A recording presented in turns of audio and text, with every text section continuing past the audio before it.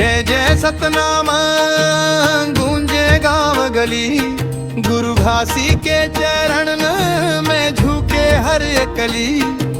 सादा जीवन ऊंचा विचार, सतनाम के रास्ता मन मिले सच्चा संसार। सतनाम सतनाम सतनाम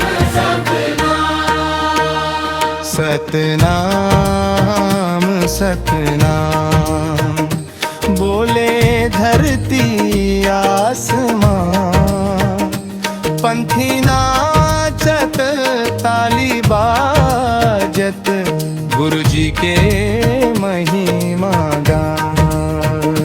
सतनाम सतनाम सतनाम सतनाम। न नशा न भेद न ऊंच नीच, मानव मानव एक समान, यही सच्ची सीख। हाथ मन ताली मन मन विश्वास, सतनाम के उजियारा में मिट जाही हर अंधकार। सतनाम सतनाम सतनाम सतनाम। गूंजे सारा छत्तीसगढ़ धाम, ढोल मंजीरा संगमम।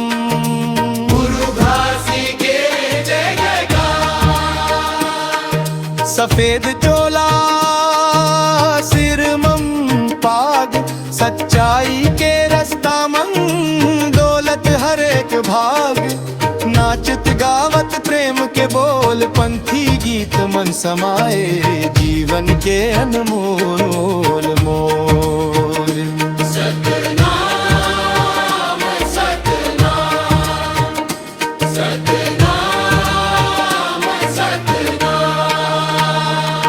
यही जीवन के पहचान, गुरु घासी दास के सपना आज बन गए पहचान।